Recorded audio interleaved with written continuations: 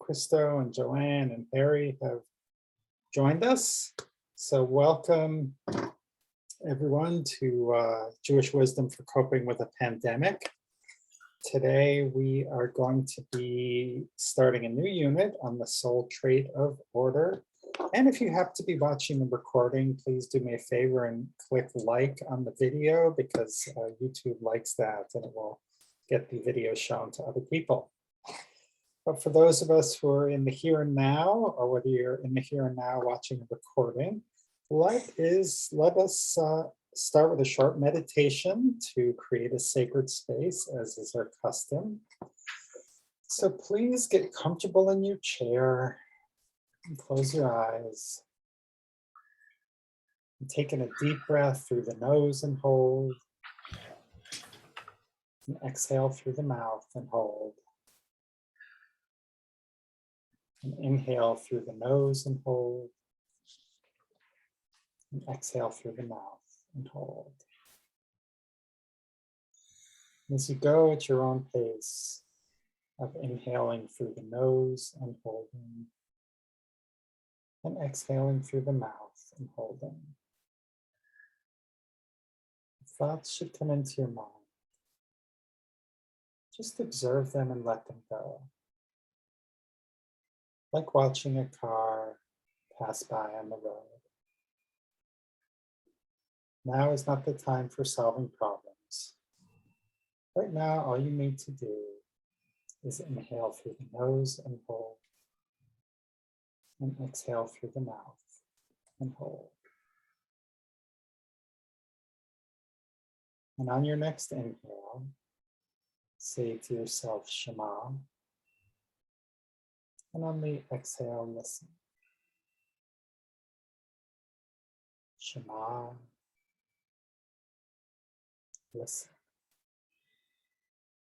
In Shema, we're listening deeply, without judgment, without offering advice. In Shema, we are listening with an open heart. Shema, listen.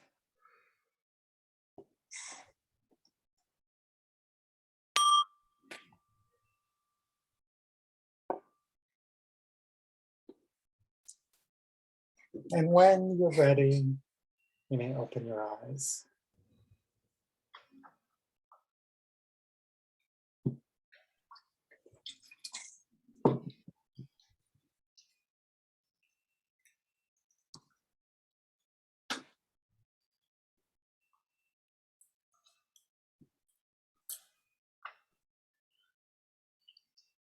So here we are on the 10th out of 10 soul traits that we'll be practicing from the Takumi Day curriculum. So both this week and next week, we will be focusing on order. Then the following week, there'll be no meeting as I will be taking my daughter off to college. And then on September 2nd, we will, that's September 2nd. I don't know what's going on with that. We will do a little workshop preparation to get ready for the high holy days. So to begin our conversation today, I'd like to know, how did trustworthiness show up for you? Did you find any opportunities to kind of sort of show up in a more trustworthy way to friends and families or to yourself? Or you can check in maybe some other way that Mussar showed up in your week. So who would like to begin? Nancy. Hi. Okay, so I guess this is the trusting again of other people. My dog was diagnosed with cancer on Saturday. Oh, I'm so sorry. And so I've been a mess. And so I actually had to put my total faith and trust in a new vet. I've never met this person. And it turned out unbelievably wonderful. And it's just, talking about the order today also. My life is such an order and I love order. But then again, as I've mentioned before, it kind of creates problems with other people who don't have order. So yesterday I get home from picking her up from surgery.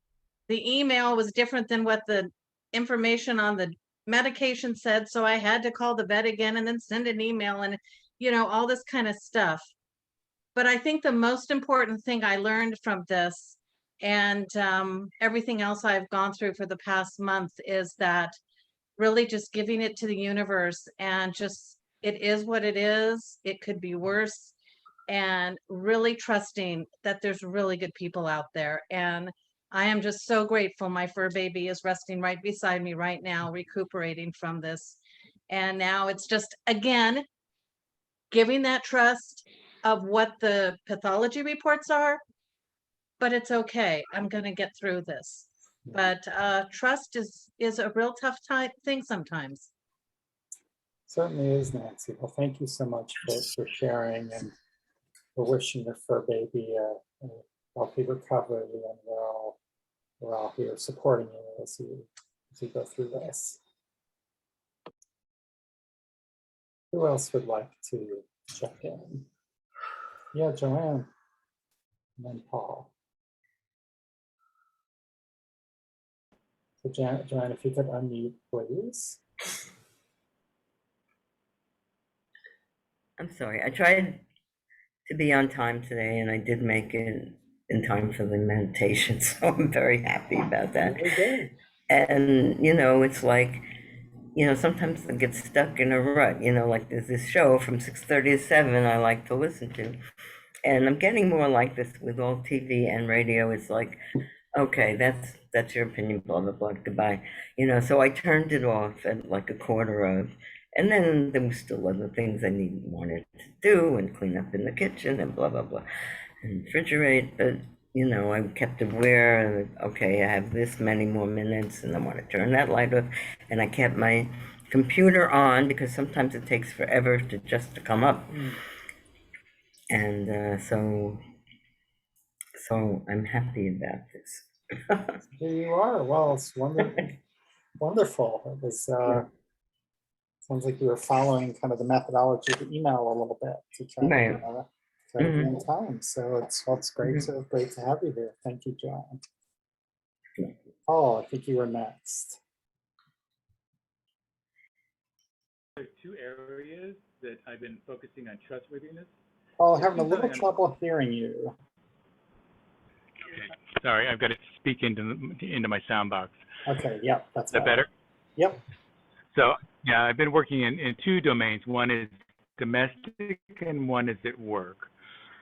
And so I think that the growing up, I could see things other people didn't see. I was smart, all that good stuff. So I just felt like I could be an expert about things. And it also had to do with trying to stay in control of a chaotic childhood. So being in control and not trusting other people was kind of my way of making it through the world. But it's become clear in the last few years that is not sustainable. And so I've been really focusing, and Carrie's here, so she can like either nod or shake her head, whatever. But anyway, for me, I'm really more aware of not trying to just overwhelm her with whatever my thoughts are, and really make space for both of us to be in a conversation. And oh, that's good. And then at work, I'm one of the so-called elder statesmen. I'm in a software startup where most people are in their mid-30s. So yeah, I could be their father, easily. So I'm, in that role, there are lots of information that I can convey to other people, but I'm realizing that another piece of that is to let other people know that I trust them in what they're doing. And that means, again, listening. It means eliciting people to speak up even when they are not natively very forthcoming. So it's been a good practice, and I appreciated that the trustworthiness came up as a reminder for me to keep moving on that. Thank you. Thank you, Paul. And I think, I think you bring up a really good point. It's like when we trust other people, it inspires them to trust us as well. And so it's a really important peg in relationship building. I mean, we always took the attitude with our kids when we were teens, is like, we're not going to track their phones. I never they always, you could see every single grade they got and every quiz online. I never once checked that because I just didn't think that was healthy for them or for us to kind of be that. And I, told them, it's like, I trust you to do a good job. You're doing your homework. And unless I see a reason to check every day, I'm not going to do it. And I think it definitely helped just by giving them that space and saying, I trust you to do your stuff, and I'm not going to freak out over every point you do or don't get on the test.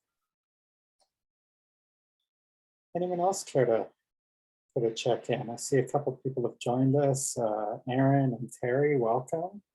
Nice to have you here today. We're just doing a little bit of a check-in for people who were here in prior weeks, kind of how their Mussar journey is going. You're certainly welcome to check in as well, or listen and become engaged later, whichever you prefer.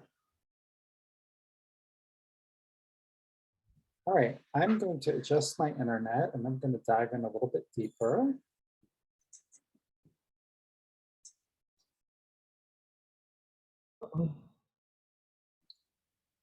Okay, so we're going to talk about the importance of order. So may I have a volunteer to read this paragraph, please? And I can't see everyone, so feel free to just unmute and start reading. Out loud, preferably.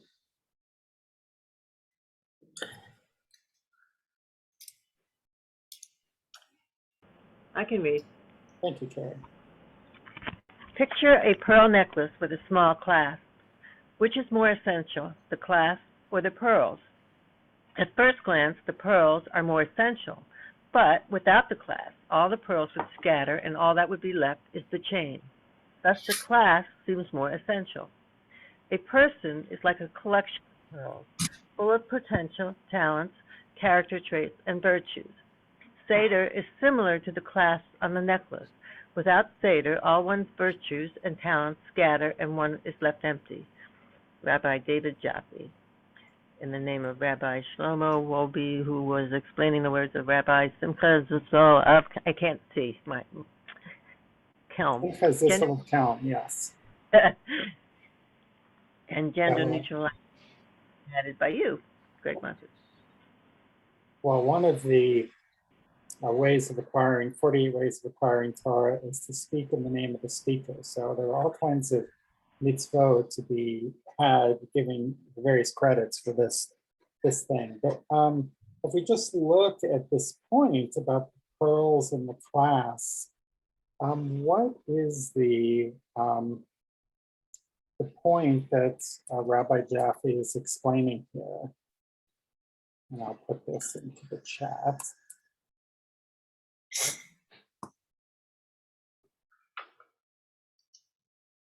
So which is more important, the pearls or the clasp? Yeah, Carrie. I really related to this because I have a lot of talent and ideas and skills that I want to use, but without order or without a studio, which I now have, I haven't been able to do them.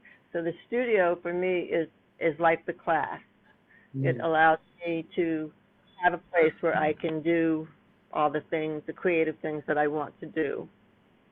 And there's other, I'm going to stop there. Okay, great. Thank you. other reactions A to question. the class? Yes, Carol. Something's missing. The string. Hmm. It doesn't mention the string, and it's the string that makes it a string of pearls. Hmm.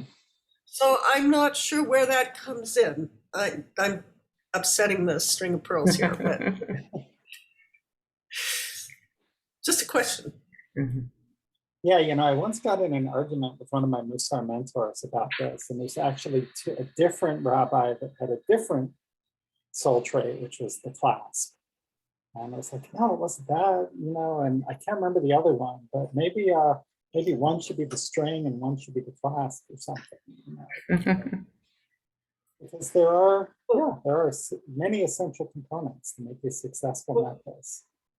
Without the string, there's nothing to hang any of it on. Right. Oh, it's all gone. Right. Without the string, you'd have to have them in a satin bag and just put them in a drawer. Right.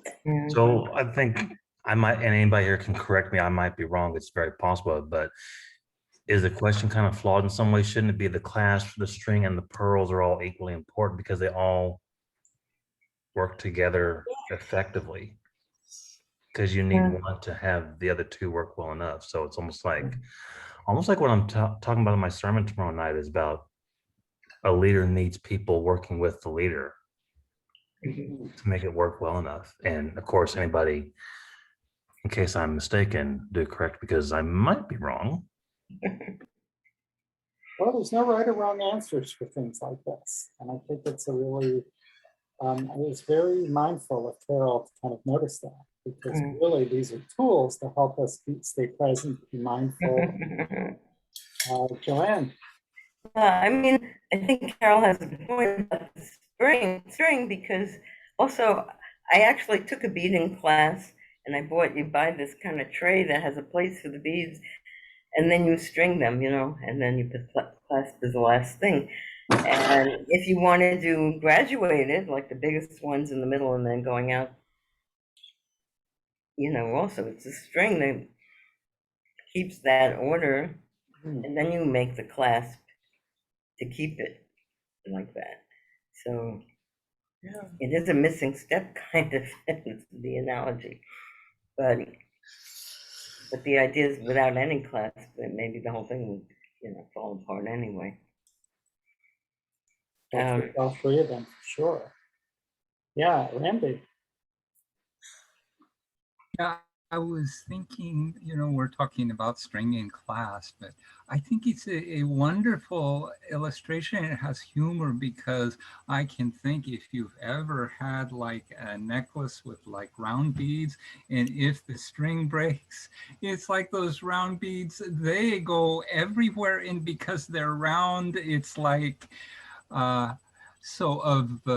there being like absolute chaos, and if you step wrong, you can step on it and you're going flying. It's just, it's actually, because a pearl is something so beautiful of like how good that, or even one person without that connectedness, there can be chaos, or even with the potential or disorder in the universe, a small string, a small amount of order can do amazing things, where otherwise, everything would just, I was watching a thing on the universe and all the different solar systems, and it's like, well, it's sort of nice they don't all crash into each other all the time and whatever. It happens sometimes, but it's amazing how things can be sort of orderly, even though in the world there's a lot more chaos than I'm sort of comfortable with at times. Thank you, Randy. Well, I think we're sort of getting, I love that you brought the universe into this, because order, just a simple analogy of a necklace, very quickly when you start talking about order, suddenly the cosmos have come into play. Like in my email, so suddenly the creation story is coming to play. So there's a lot to be had here. Harry.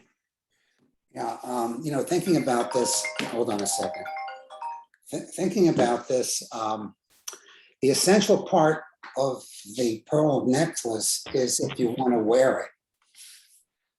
That's what holds it around your neck. But if you were just collecting, if it was just for value and you didn't care about wearing it, it wasn't essential.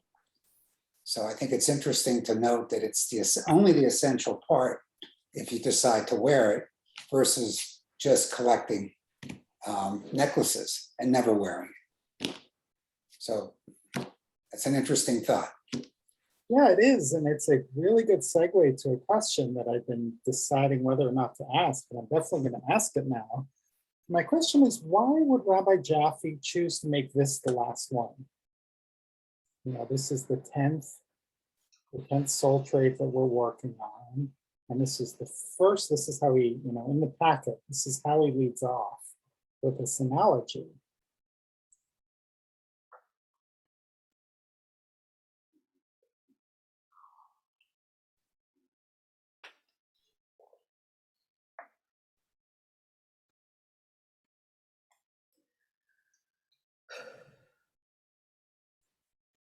Do you think maybe he wants us to wear the soul traits we've studied before? Sure. Yeah, Frank. That's the point.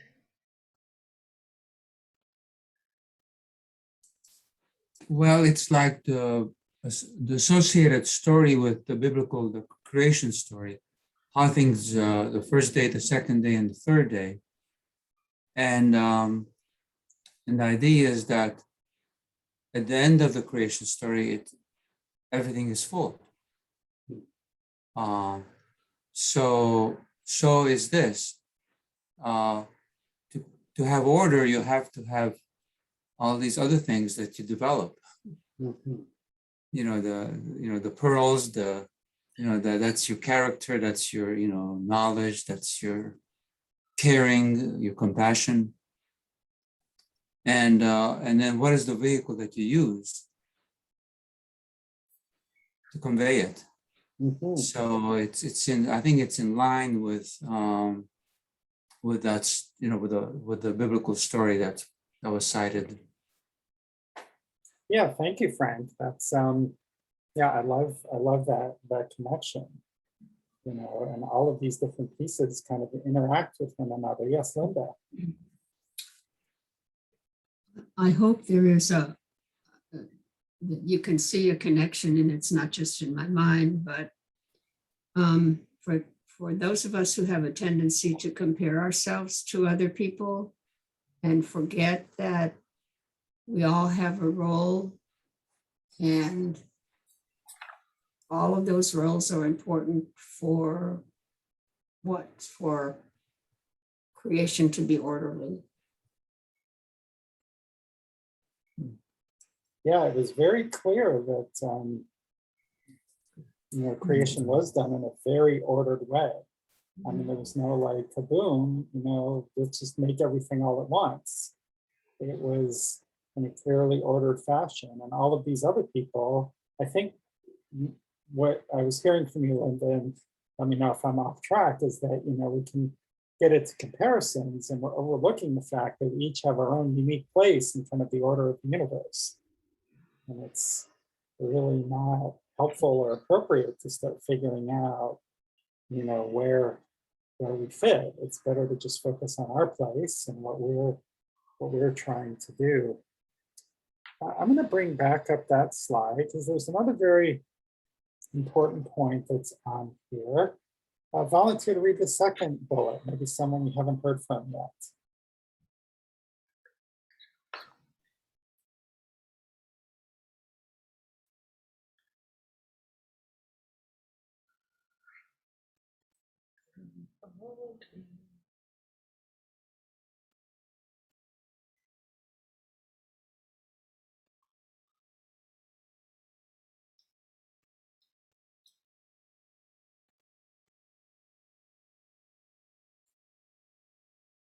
Or someone we have heard from before. I'll read it if you like. Okay. Too much Seder can make someone rigid and inflexible, while too little leads to chaos and disorganization. A necklace with a huge clasp would be pretty ugly, and with none, wouldn't hold together. Just enough Seder to make it, and no more is just right. Right. Okay. So this is a familiar theme for those of us who've been looking at Mussar before. What is Rabbi Jaffee? Again, this is from Rabbi David Jaffee. What's his point, and how does that relate to you in your life? Or do you think you sort of fit from the hyper order to the somewhat chaotic spectrum?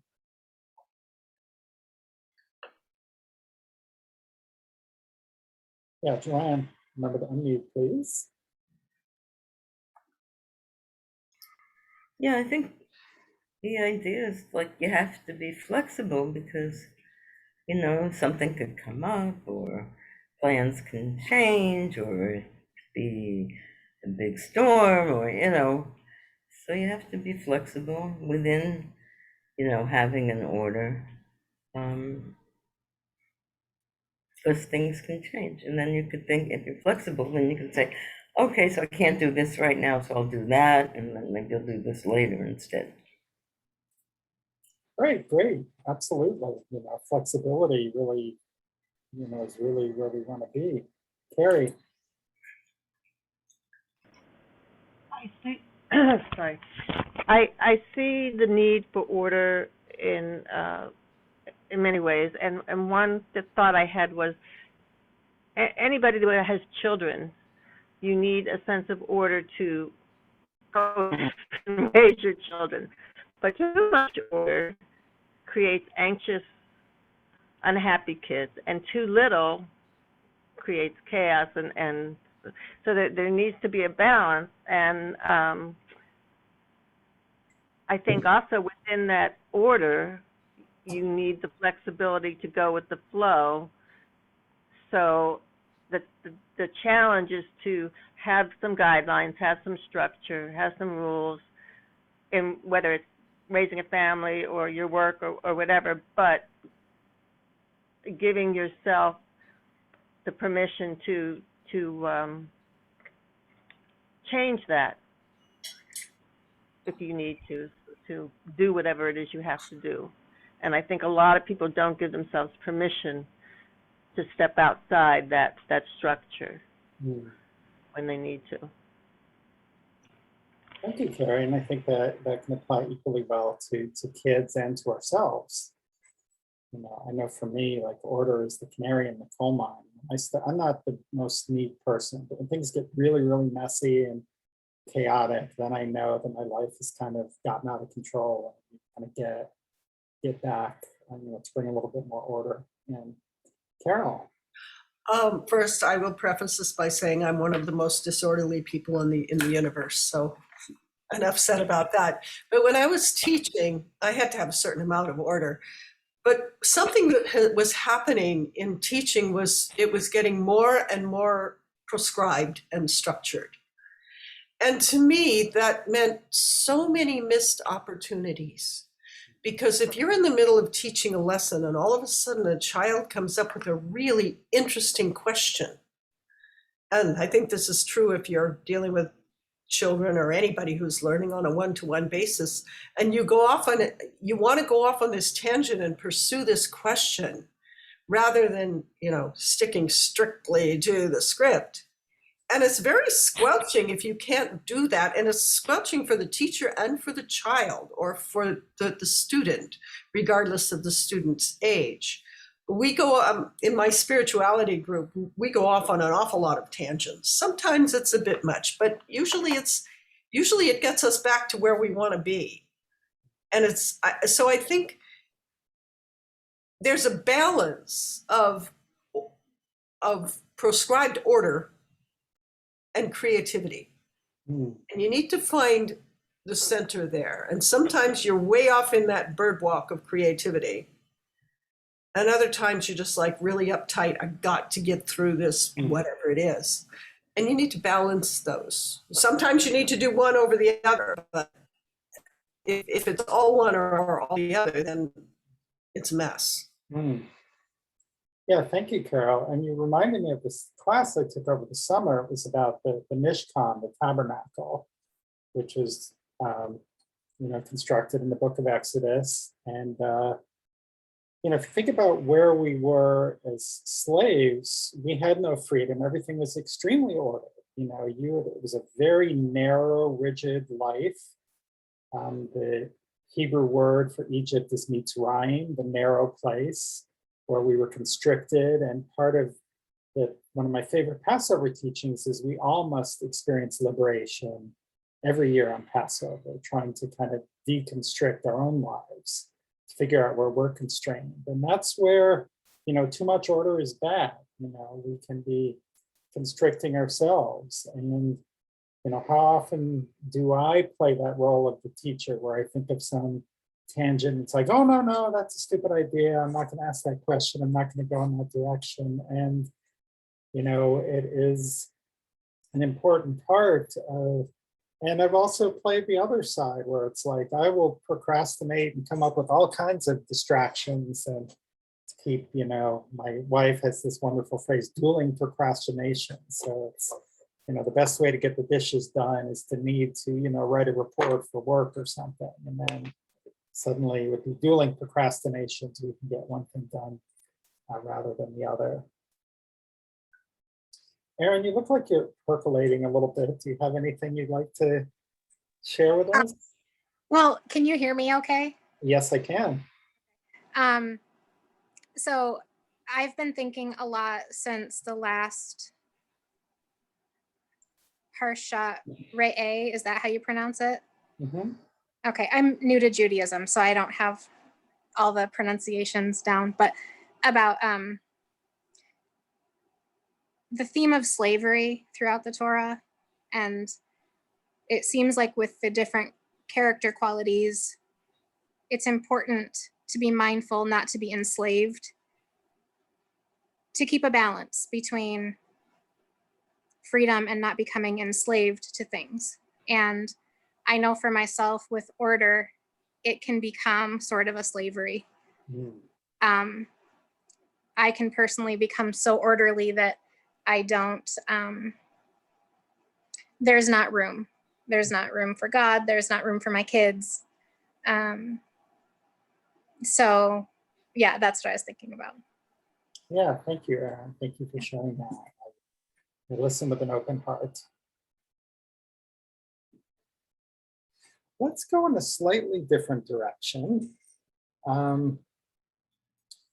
So this is from Rabbi Nicole Arbach, who's writing on the Parsha Tzav, which is in the book of Leviticus, and it happened to be my bar mitzvah Parsha, which it's really heavy duty on like the sacrifices, and talk about like being a bewildered 13-year-old and having to find some way to relate to this.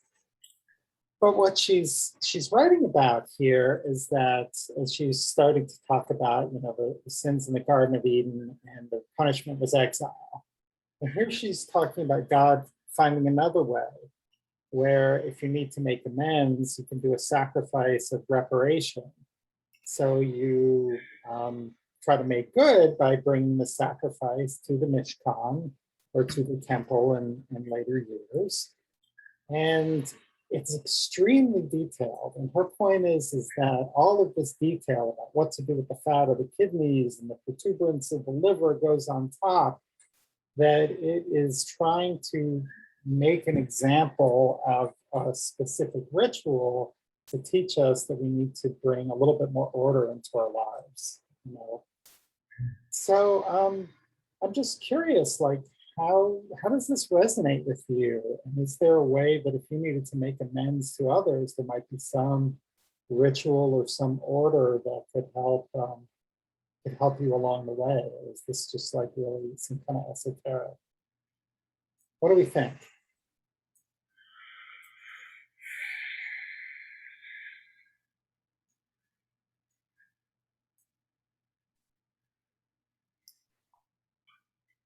Yeah, Carol. I think step one is if you want to make amends to somebody, you have to set the table. You have to set the scene. So let's say I want to talk to somebody about something I feel that I've done that's hurt that person, I'd say, can we meet in the park? And I'll bring tea or whatever it is. I mean, I don't go into restaurants anymore, so they have to be in the park.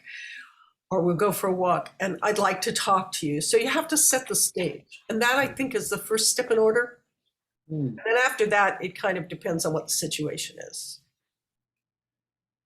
Right, thank you, beautiful. So a little bit of planning. What's the right time and place to have this conversation? You know, if I need to talk about something with my wife, 10:30 at night is not the time to bring things up. You know, that's just, you know, somebody's birthday party, probably not the time to bring stuff up. So finding the right time and place, absolutely. Krista, but I see your hand. No, man, it's kind of, it's making me think about something. Usually, a lot of people, I have let me back up, ADHD brain, sorry. Medicine's wearing off. One of my practices, I send an email out to everybody in my address book at the same time, under a blind carbon copy, so nobody sees anybody else's email. And then I ask, they know the routine, they've known me for a few years now. If I've done or said anything that offended, that upset you, rubbed you the wrong way, you know, and I explain to them why I'm doing this, let me know. Get in touch with me, tell me how I can make it right. Sometimes I put on Facebook the same exact message that if I have, send me a private message. Don't post in here, but send me a private message. What I did wrong, explain to me why, help me make it right. And most of the time, thankfully, it's no offense taken, you know, you're forgiven already, or very few times there's been something that has been very minor. And they said, because you took the initiative to bring it up, to try to find out if you did, several people said that alone's enough. So I won't even mention what the offense was, because I know you didn't mean to. And I know because you want to make it right, that desire alone is the reason why we don't even have to bring it up. And right. Thank you, Krista. Yeah, to kind of go back to this analogy from the Torah, it's like just showing up with your animal and saying to the priest, yeah, I want to make a sacrifice. I want to make things right. That's in and of itself repairing in some cases. Beautiful. Thank you. Let's see, Joanne and then Nancy. Yeah, I just think, well, the sacrifice is like to make amends to Hashem, and we don't have that now, so we can offer prayers and psalms or whatever, you know. But to make things right with another person, we really do have to, you know, meet up with them and ask them for their forgiveness. I don't know if I've done a blanket thing to people, but last year I remember, or maybe it was, yeah, I guess it was last Rosh Hashanah, because before Rosh Hashanah, you know, you're supposed to do this, make amends to people, because, you know, things with God, you pray and you do whatever you do. But with interpersonal stuff, you have to go and say, you know, I'm sorry, you know, and if this offended you. So last year, I mean, I have a good friend and he likes to do a class, and it was, I couldn't take it during the previous presidency.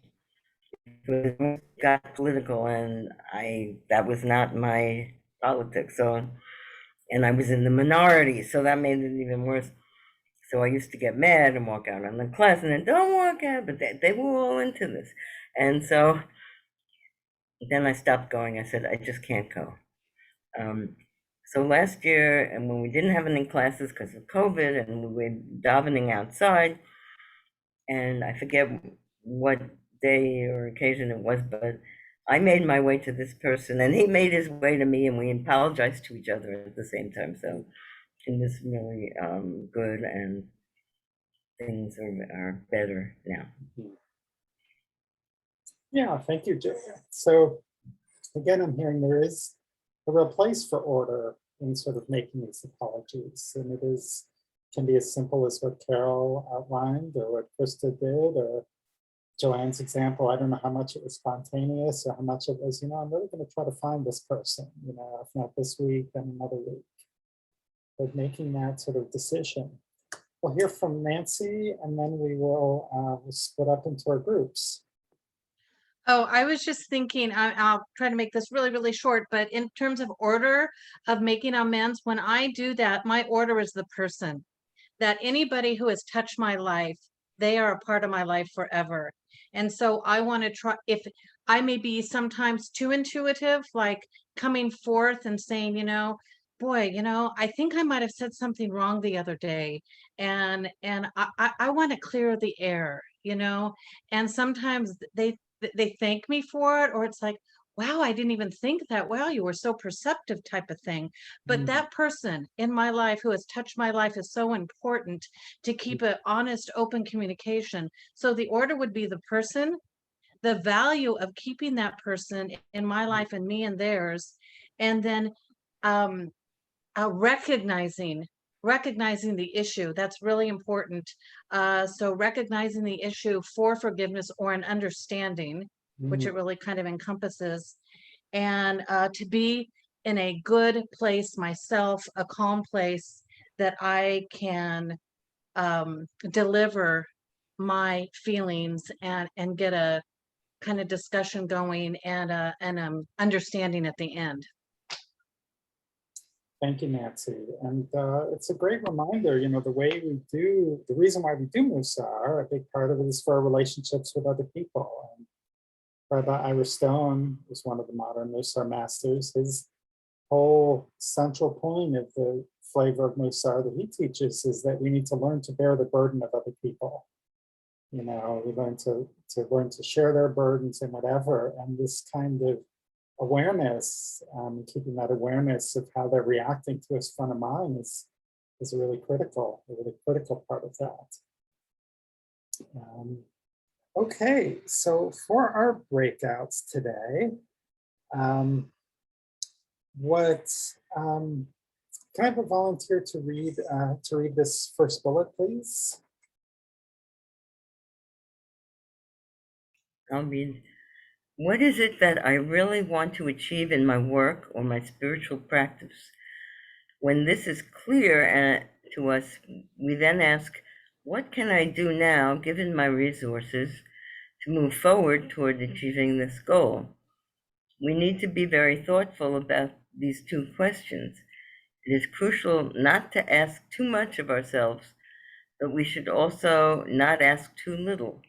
Our Seder order must include enough sleep, food, and other essentials. Great, thank you, Joanne. And this is a really important process for those of you who follow the Jewish calendar. We've just in the early days of the month of Elul. And Elul is kind of our training ground. It's sort of like the Olympic trials, getting ready for the high holidays. And we really start to review our lives and think about what we want to work on. And that's sort of one of the questions that I'm asking myself now. What is it that I want to really focus on for this time? A few years ago, I thought about a relationship with a relative that was a little bit strained, and it really helped to kind of focus on that relationship spiritually during Elul, during on Yom Kippur, during the Ne'ilah service. I just sort of started out loud saying, I forgive you, and it was a very healing experience without engaging with them at all. So, so you can start to think about what it is you want to focus on, and what are some of the resources that you have. And if you're thinking about an area of your life, if you say it's important to you and you realize that you don't have any order, you don't have any Seder about that, then maybe it's telling you something about if you're not prioritizing it, maybe it's not all that important to you. I was once talking to a coach, and I never seem to get this done. He's like, well, it's not very important to you. And I'm like, oh yeah, I guess it isn't. What am I beating myself up for? Or if it really is important to me, then it can kind of help me prioritize that. So I'm going to copy this into the chat. And then I will open our breakout rooms.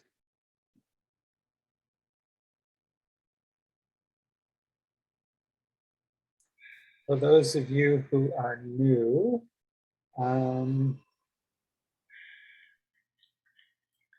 just know this is a chance to kind of get to know other people a little bit. I'm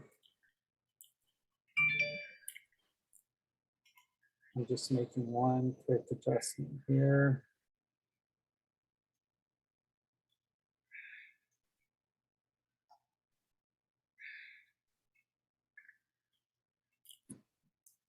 I thought I was making a quick adjustment, but I'm not finding the adjustment I thought I needed to make.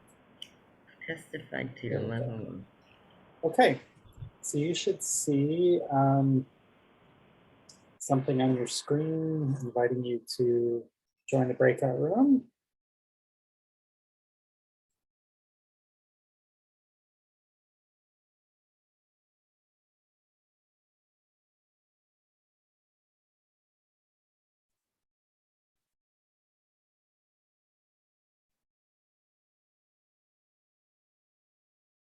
For those of you who are on live streaming, this is where we say goodbye.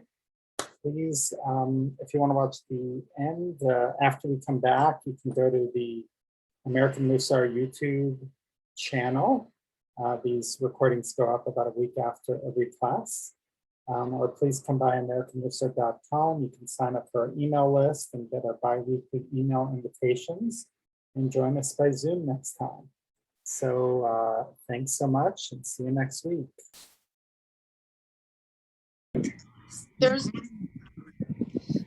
True enough. And my computer didn't work, so I'm on my cell phone now. Excellent. Stick in the ground. I guess I should fix my synagogue's sundial we have in our memorial garden. I should look into Ooh. There we go. It's been there since '84 and it's broken '88. We haven't fixed it yet. Like maybe we could touch that up just to make it look nicer. I love gardens that have things like that. Yeah, well, we've hit the sundial. So how was that? What were some of the insights or things that you came up with? Or would anyone care to share maybe something they're going to focus on at this time? You don't need to. It's confidential with your partner. But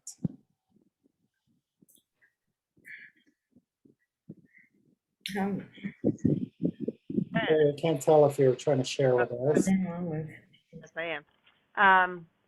Joanne and I talked about making friends and reaching out and not being so isolated and introverted, and the challenges of the pandemic that are created in doing that. And I realized that I'm really isolated myself to a point that it's not healthy. So we're talking about, reaching out, making a point of remembering that there's other people out there in the world and interacting with them. Beautiful, thank you. Yeah, great way we can make a plan. Yeah, Joanne. Yeah, I think, and part of my plan I was saying is, call people. I mean, I have friends in different parts of the country, and I'm going to send cards, and Sisterhood had a honey drive, so I sent a lot of people are going to get jars of honey with a Rosh Hashanah card, but also calling and hearing each other's voices is a very great, I mean, it's good. It makes me feel good, and I think it makes the other person feel good and heard, and got to do that, like on a regular basis. Beautiful, yeah. CJ, I saw you on mute. Were you going to add something earlier, or was that just a random click? Oh, no, I have all my fans going. I didn't know if I was bothering anybody. Oh, okay. I went to mute. Gotcha. Any other thoughts people would like to share, or should we move on to our practice for the week? Well, I'll share briefly. One of the things I thought is I'm terribly disorganized, but clearly it's not all that important to me, or I would have worked on it. But what is important to me is still working on that trust thing, trusting other people and reaching out to other people, and knowing that if somebody says no, it's not because I'm a bad person. I have that, fear, terrible fear of rejection. And I've been rejected a bunch of times, and it was always shattering. And it shouldn't be shattering because the other person might have a reason why she doesn't want to go out for lunch with me or meet me in the park or whatever it is. So I need to learn that. I'm working on it. Beautiful. Thank you, Carol. Listening with an open heart. I was talking this on Sunday, it begins the next year for my school, and usually it's an in-person orientation. And in the spring, they decided we were going to stay on Zoom. And I was really kind of like, oh my God, why are they on Zoom? And now, obviously, they made the right call because of COVID's gotten bad again and bringing people from all over the country together. And so I was talking to a first-year student, and I said, you know, it was really hard for the first-year students last year. So, you know, it probably would be good to plan ahead of time to reach out and connect with other people and try to get study groups and other stuff, because it's not, you know, that even just one in-person get-together made a huge difference for me in helping kind of nucleate some friendships that sprang up. So let's look and see what our practice is for the week.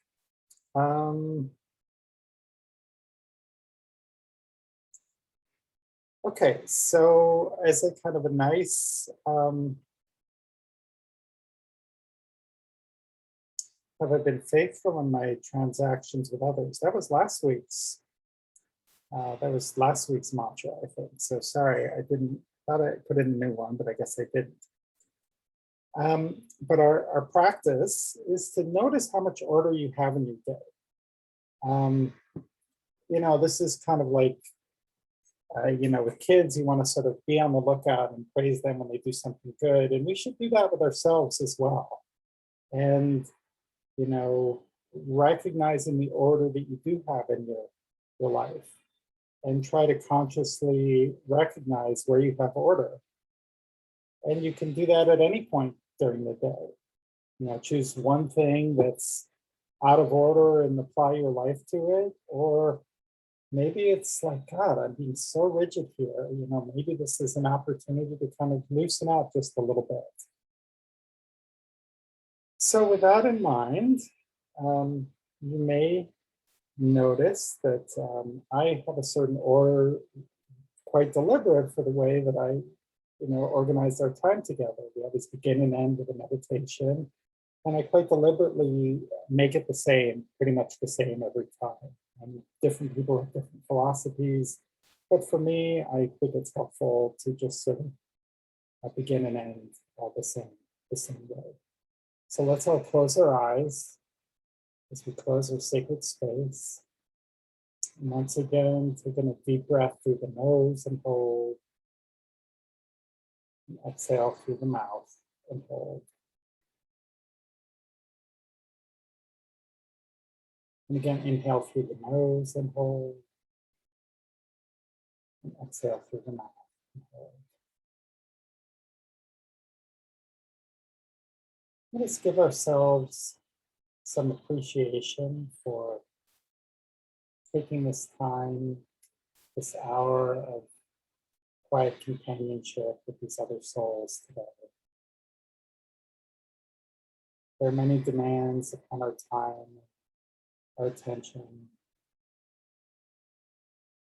and it's special and countercultural to just take an hour of calm and quiet to connect with other people.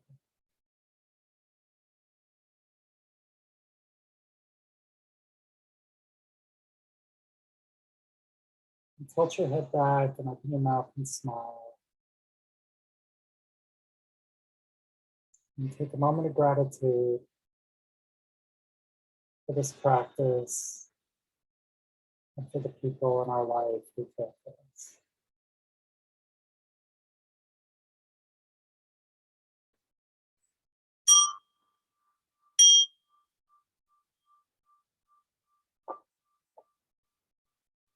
And when you're ready, you may open your eyes. Friends, thank you so much for being here today. wishing you a good week. And for those of you who are here for the first time, I hope it was a positive experience and would love to see you back again. And for those of you who've been coming regularly, I hope it continues to be a positive experience, and I look forward to seeing you again as well. Thank you.